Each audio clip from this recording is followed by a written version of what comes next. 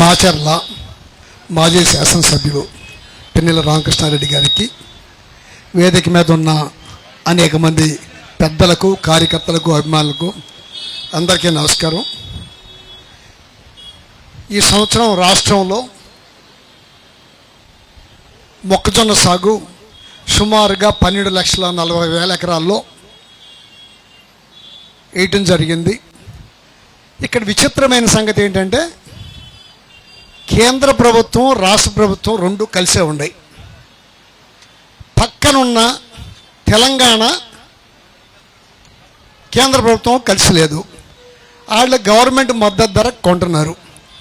మరి ఆంధ్రాలో central government, state government ఒకటైనా మద్దతు ధర కొంటల్లా. సుమారుగా బస్తాకి 650 రూపాయలు చొప్పున, అంటే సుమారుకి ఇప్పుడు ఈ 2-3 రోజుల నుంచి అల్లరి మూలంగా 1750కి అట్లా కొంటున్నారు. అంటే 650 రూపాయలు రైతు నష్టపోతున్నారు. ఈ నష్టాన్ని చంద్రబాబు నాయుడు గారిని మనం ఎన్నిసార్లు అడిగినా సామరస్యంగా పూర్తి చేస్తారనేది ఏమీ లేదు. మీకు అర్థం చేసుకోవాల్సింది ఏంటంటే మన వాళ్ళు చాలా వాళ్ళేదో దిగొస్తారు, ధూళిపాల ఆయన ఏదో ప్రెస్ మీట్ పెడుతున్నారు, మళ్ళీ మద్దతు ధర కొంటున్నారు అనుకుంటున్నారు. కానీ చంద్రబాబు నాయుడు గారి దగ్గర ఉన్న నైజం ఏంటంటే, ఇంతకుముందు మనం చూసాం, రైతులు బైషాబాగ్లో ఉద్యమం చేస్తూ ఉండగా కాల్పులు చేయించాడు. గోదావరి జిల్లాలో కాల్దారి అనే చోట, పశ్చిమ గోదావరి జిల్లాలో కాల్పులు చేయించాడు. ఎప్పుడు చంద్రబాబు నాయుడు గారి గవర్నమెంటు ఎప్పుడొచ్చినా రైతుకి వ్యతిరేకం తప్ప అనుకూలంగా ఉండదు. జగన్మోహన్ రెడ్డి గారు మీరు పోయినసారి చూశారు, మద్దతు ధరకి కొన్నారు, ఒక 2 సంవత్సరాలు కొనలా. ఆ 2 సంవత్సరాలు కొనపోవడానికి కారణం ఏంటంటే మద్దతు ధర కంటే బయట రేట్ ఎక్కువ ఉండడం మూలంగా. ఇవాళ ఈ గవర్నమెంట్ అనేది రైతుని పక్కా మోసం చేస్తుంది. నిన్న మా రైతు సంఘం మీటింగ్ ఒకటి జరిగింది. దాంట్లో చెప్తున్నారు ఏలూరు దగ్గర కోకో ఎక్కువ ఉంది. పోయిన సంవత్సరం 1100 చిల్లరకు కొంటే ఈ సంవత్సరం 300 రూపాయలు అయిపోయింది. అంటే ఎక్కడ రైతు అనేవాడు అన్ని రకాలుగా వర్రి బీపీటీలు 2200 కొన్నారు మన గవర్నమెంట్ ఉండగా. ఈ గవర్నమెంట్ రాగానే 1400, 1500, 1600 అయిపోయింది. రైతును ఆదుకుందామనే ఏ కోసైనా ఈ రాష్ట్ర ప్రభుత్వానికి ఉండదు. లెటర్ రాసాం కేంద్రానికి, ఇంకా వాళ్ళ దగ్గర నుంచి రిప్లై రాలేదు అని చెప్తారు. అగ్రికల్చర్ మినిస్టర్ గారు డైరెక్ట్గా చెప్పాడు, మా దగ్గర డబ్బులు లేవు, మేము కొనలే ఉంటారు. 2300 కోట్లు ఎప్పుడో కట్టబోయే ఔటర్ రింగ్ రోడ్డుకి మాత్రం 23,000 కోట్ల రూపాయలు శాంక్షన్ చేస్తారు. దీనికి మాత్రం రైతులు మాత్రం పట్టించుకోరు.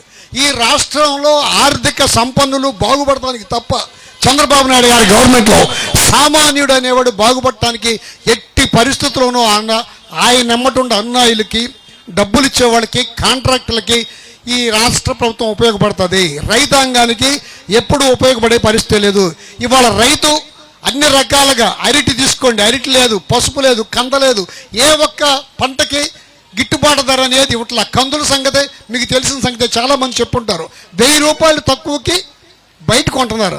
కనీసం మద్దతు దొరికనే దిక్కు లేకుండా పోయింది ఈ రాష్ట్ర ప్రభుత్వం అనేది. చంద్రబాబు నాయుడు గారు గవర్నమెంట్ ఎప్పుడొచ్చినా అక్కడ దాకా అవసరంలా. ఈ సంవత్సరం గవర్నమెంట్ లెక్కల ప్రకారం 112 మంది రైతులు చనిపోయారు. ఇంతవరకు వాళ్ళకి నష్టపరిహారం ఇవ్వాల.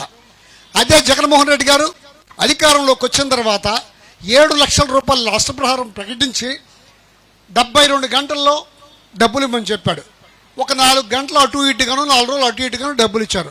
అదే చంద్రబాబు నాయుడు గారి గవర్నమెంట్లో పూర్తి చేయని డబ్బులు ఇవ్వని ఎఫ్ఐఆర్లు కూడా తిరగేంచి జగన్మోహన్ రెడ్డి గారు దాంట్లో నిజాయితీగా చనిపోయిన వాళ్ళు ఎవరైనా ఉండారని చూసి వాళ్ళకు కూడా డబ్బులు ఇచ్చిన ఆయన జగన్మోహన్ రెడ్డి గారు. ఆ ప్రభుత్వంలో చచ్చిపోయిన వాళ్ళకి కూడా డబ్బులు ఇచ్చిన జగన్మోహన్ రెడ్డి. రైతును ఆదుకోవాలంటే మీ అందరికీ తెలిసిందే. రాజశేఖర రెడ్డి గారు నేను ఉచిత కరెంట్ ఇస్తానంటే తీగల మీద బట్టలు ఆరేసుకుంటారని ప్రచారం చేశారు ఈ చంద్రబాబు నాయుడు గారే. ఆయన వచ్చిన తర్వాత రైతుని పండగ చేసుకునేటట్టుగా ఈ రాష్ట్రంలో చేశారు. అదే జగన్మోహన్ రెడ్డి గారు వచ్చిన తర్వాత అన్ని రకాల పంటలకి గిట్టుబాటు ధర వచ్చింది. ధరల స్థిరీకరణ నిధి పక్కన పెట్టి రైతును ఆదుకున్నాడు చంద్రబాబు నాయుడు గారు. ఖచ్చితంగా ఈ రాష్ట్ర ప్రభుత్వం పేద ప్రజల్ని, రైతాంగాన్ని పని చేసుకునేవాడిగా, కూలీలుగా బతకనిస్తా తప్ప వీళ్ళకి సుఖపడేటట్టుగా చేయదు. అందుకని ఖచ్చితంగా ఈ రాష్ట్ర ప్రభుత్వాన్ని దించేయాల్సిన అవసరం జనమే తీసుకొస్తారు. నాకు మాత్రం పద్దాక మళ్ళీ మీరు గెలుస్తారా అంటే చాలామంది అడుగుతూ ఉంటారు. నేనేమనుకుంటున్నానంటే మా ఇంటి పక్కన ఆయన కానీ నా ఇంటి ముందు వాళ్ళు కానీ ఒక గుడికి వెళ్ళిన ఆయన రెండో వారం ఆ గుడికి వెళ్తలా, రెండో వారం వెళ్ళా దేవుడి దగ్గరికి కూడా. ఈ రాక్షసుడి దగ్గరికి ఏ రాష్ట్ర ప్రభుత్వంలో ఏ ఒక్కరూ పోటేసిన పేదవాడు మళ్ళా జగన్మోహన్ రెడ్డి గారు రావాలని కోరుకుంటాడు తప్ప చంద్రబాబు నాయుడిని కోరుకోరు. ఖచ్చితంగా మనుషులు దేవుడి దగ్గరికి అయితే అడ్డాడలేదో ఒక రాక్షసుడి దగ్గరికి అంతకంటే వెళ్ళరు. ఈ చంద్రబాబు నాయుడు దగ్గరికి వెళ్ళకోకుండా మళ్ళా జగన్ గారు బయటకు వస్తే వేల మంది లక్షల మంది బారికేడ్లు అడ్డం పెట్టినా, గుంటలు తవ్వినా, ముళ్ళ కంచెలేసినా, లాఠీ చార్జీలు వేసినా జనం అడ్డం పడి రావడానికి కారణం ఏంటంటే ఒక పొరపాటు చేసాం, ఆ పొరపాటును దిద్దుకోవాలా, మళ్ళా జగన్మోహన్ రెడ్డి గారికి అధికారం కావాలని కోరుకుని ఈ ప్రజానీకం ఇవాళ బయటకు వస్తున్నారు. అదేవిధంగా ఇవాళ తమ్ముడు మురళి ఈ నిరాహార దీక్ష చేయటం రైతాంగం పట్ల చాలా సంతోషకరం.